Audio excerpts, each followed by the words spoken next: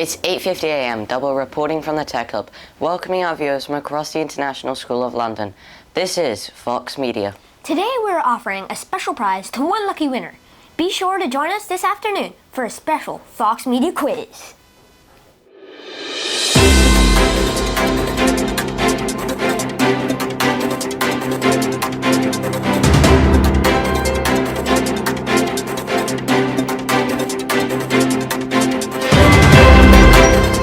Good morning and welcome to Fox Media's Education Spotlight. Today we are thrilled to bring you an exclusive inside look at exciting transformations happening as ISL pioneers a curriculum revolution in grade 6.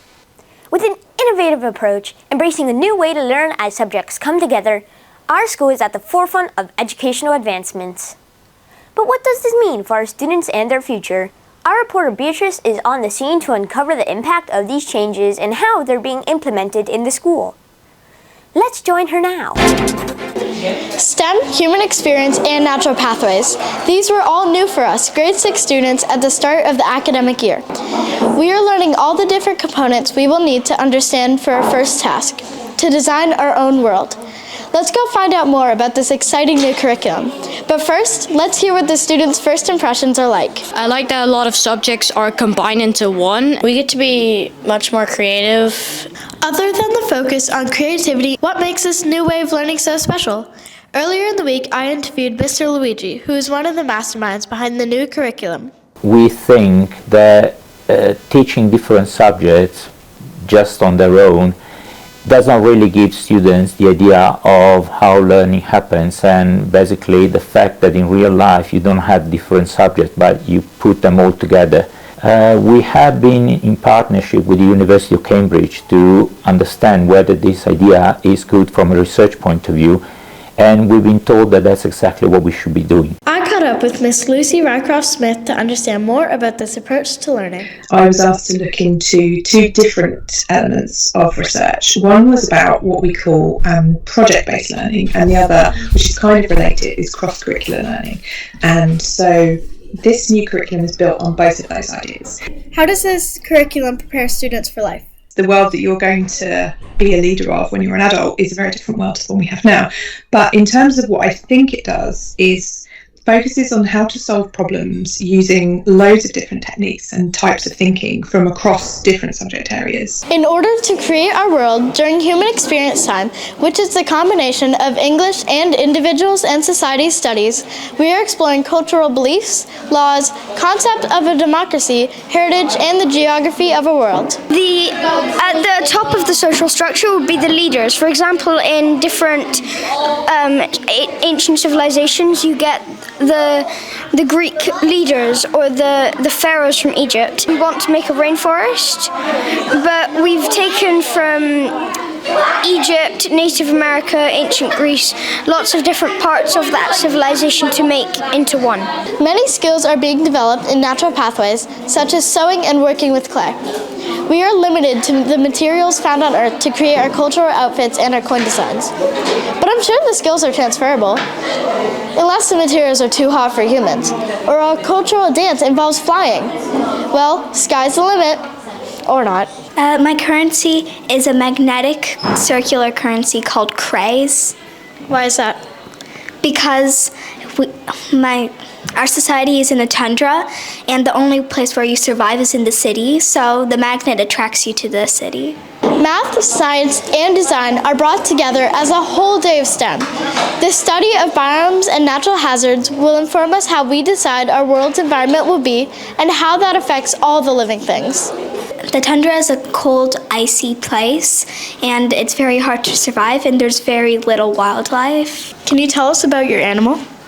Our animal is a dragon-like creature called a bariat, which we tame and we fly for transportation. In the project, you will see that you will use your knowledge about biomes to really understand how human beings and animals adapt, but you will use the concept of equivalence to see what is the same and what is the same importance in your society. You will look at values, and we will try to put it all together so that you don't really see the differences and you don't see each subject separately. And there you have it, from the lively discussions in the classroom to the creative projects that stimulate young minds. It's clear that our students students are embracing this vibrant new way of learning. And while adapting to change always presents challenges, the benefits are becoming increasingly apparent.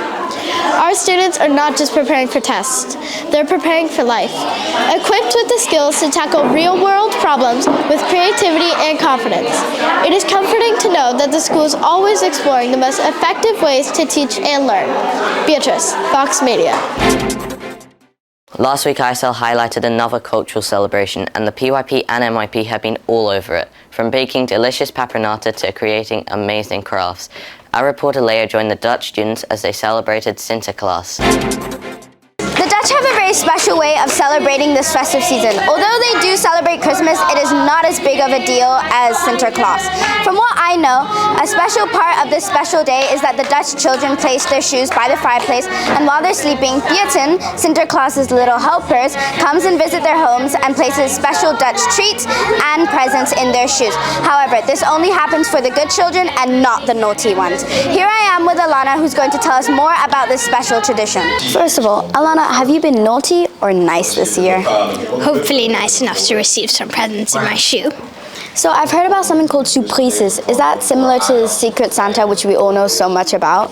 So yes, it is similar in the sense you pull a name out of a hat and then you give a present, but with surprises it's not just about the present. You also create a handcrafted work, which often relates to the hobbies or things such as the favorite food of the person, in which you hide the presents. And when the surprises are given to each other, they are given with a poem, which is a bit about the person, but also has clues in it where to find the presents. Oh, what a nice tradition. Anyways, thank you so much for sharing. Thank you. It was lovely having you here. Anyways, back to you in the studio. Leah, Fox Media. What a wonderful glimpse into this amazing tradition. And speaking of them, the ISL community got into the festive cheer for a hotly anticipated annual Jingle Bell Run last week.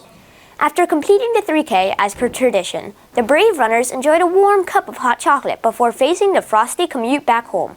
Now, over to Sophie for the highlights of this merry event. Thank you. The weather outside might be frightful, but the atmosphere here is simply delightful. Now let's hear what's on everyone's mind with the holiday season getting closer. What do you want for Christmas? Air up. Toys. A bicycle. A train that goes around the Christmas tree, that'd be cool. What's your favorite part about the festive season? Meet people, eat good stuff, and have fun. How's the run? We jingled all the way! Well, that's a wrap. Sophie, reporting for Fox Media. Last Saturday, our school's hall was transformed into a bustling charity shop for Calais, hosting around 60 families of asylum seekers and refugees. Sydney from Calais shared heartfelt insights during an interview emphasizing the humanity restored when individuals are given the choice to select their own clothes and essentials.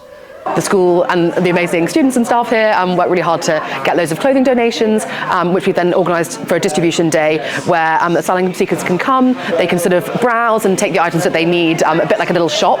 And we think this is really important because it allows people to have that free choice over what they wear, and it kind of brings a bit of humanity back to people and allowing them to have a bit more choice over how they live their lives. Meanwhile, our dedicated diploma students immersed themselves in the event, interviewing attendees for an upcoming documentary, promising to share poignant narratives with our community.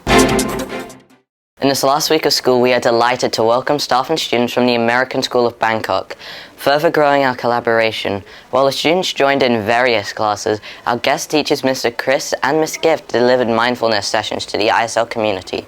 We were thrilled to welcome them to our campus for an enriching exchange. In a delightful display of appreciation, our school's annual winter staff party last Friday saw our dedicated staff swap textbooks for elegance as they enjoyed a well-deserved celebration. Adding sweetness to the festivities, this week the PTA hosted a sweet chape where parents provided a bounty of homemade treats for the staff to take home. Our very own way of saying thank you for looking after us throughout the term. The Festival of Lights and Winter Fair, a highlight of Term 1, showcased the ISL community's dedication through spectacular performances, including acrobatics, dance, Shakespearean pieces, and multilingual poetry. With 3 stages, a winter market and food stalls, The event mirrored a miniature Glastonbury festival, culminating in a standout show by the ISL Theatre Company, a truly memorable occasion. So as we part ways until the school halls beckon us back, carry the spirit of the season with you and revel the joy that December brings. Until we gather next time to write the next chapter of our school story, have a wonderful time, enjoy the merriment and stay ever bright, just as you shine now. Goodbye.